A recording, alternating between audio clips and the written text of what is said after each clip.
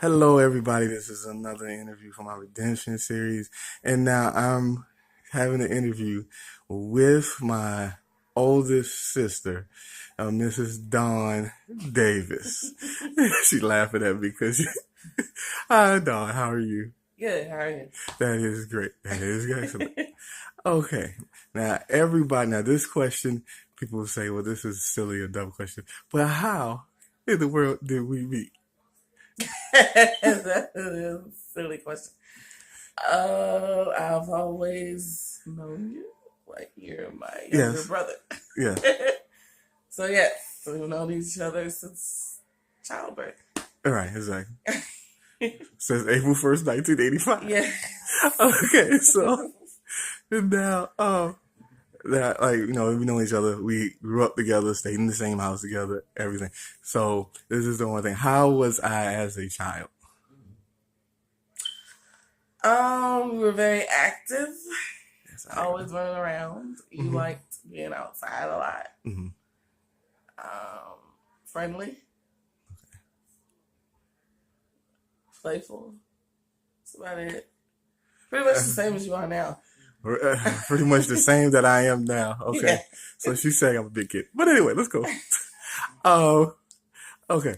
As our young adult years came up, um, at the time, uh, did you see any change in me as a young adult from when I transitioned from a kid on to being a young adult, as as in being a little bit more focused or non-focused or whatever?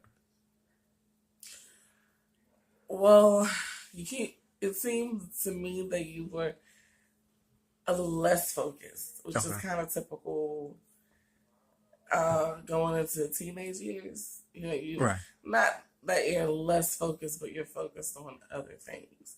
Not so much school wise. School tends to be not important, Mhm. but you were more focused on being more social, and which so for teenagers is kind of typical. Mhm. But you were more social than anything in your teenage years. Teenage years. Yeah, I was a little bit more social, like you said. I really wasn't focused on the schoolwork. Kind of was, but kind of wasn't, because at those times, I was playing basketball, so I had to be focused on it somewhat. But it was like I'm just doing enough to be what I got to be.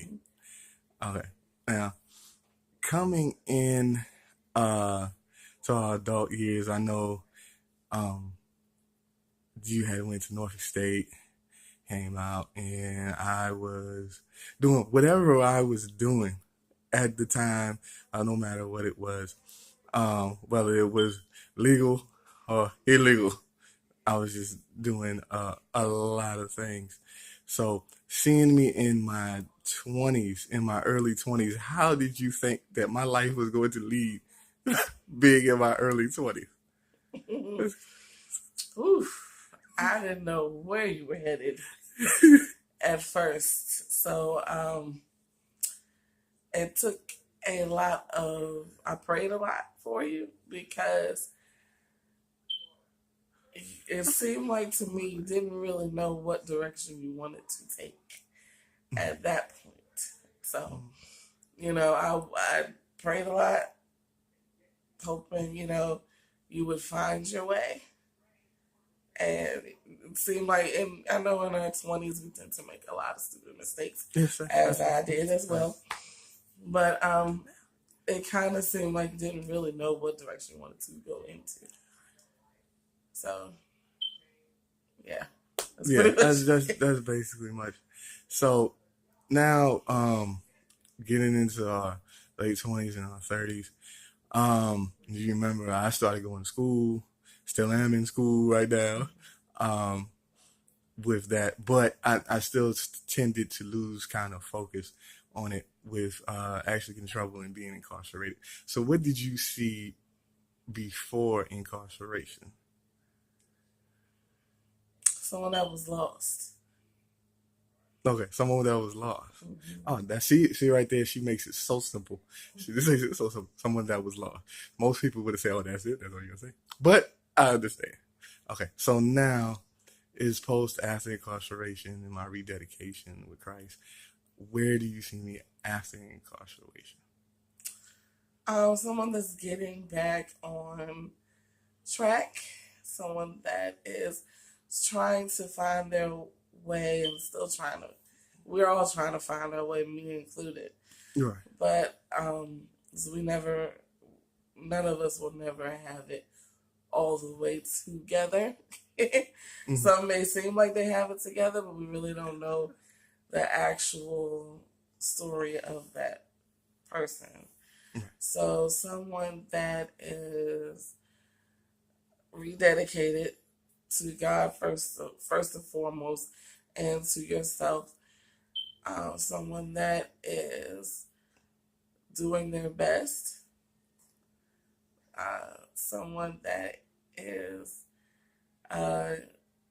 God-fearing, dedicated, and doesn't seem as lost anymore. And someone that realizes their mistakes and admits to their mistakes and doesn't try to pretend that nothing was done wrong. There are some of us that have found our way back to God and want to not let it be known that we were once in a rut, so to speak. Right.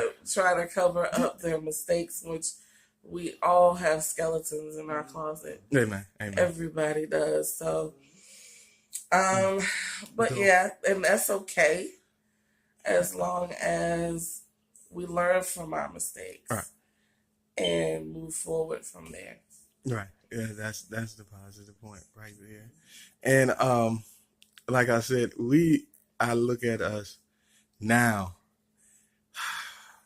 and I look and I pray for Dawn every single day, because and the reason why I pray for Dawn every single day is because Dawn is a teacher.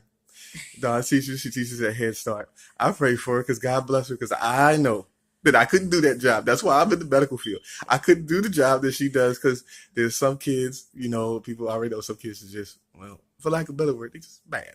So, yeah, I pray for her every single day.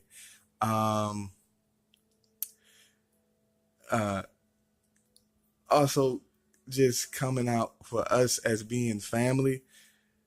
We have other brothers and sisters, and you look around and everybody's doing pretty well right now. So, and people that don't know, Dawn is getting married, and she texts me about walking her down the aisle, and I didn't know what to say at first. That's why it took me about 15 minutes to reply back.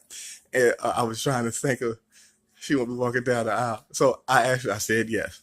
So she's getting married on May 25th of 2019. So this right here will conclude our interview. Dawn, my sister, I really appreciate you. Thank you for taking time out, because I really do appreciate it. I'm going to tear up right now. All righty. Okay. Crocodile tears. Okay. Yeah. All right. Okay, YouTube fam, we are out.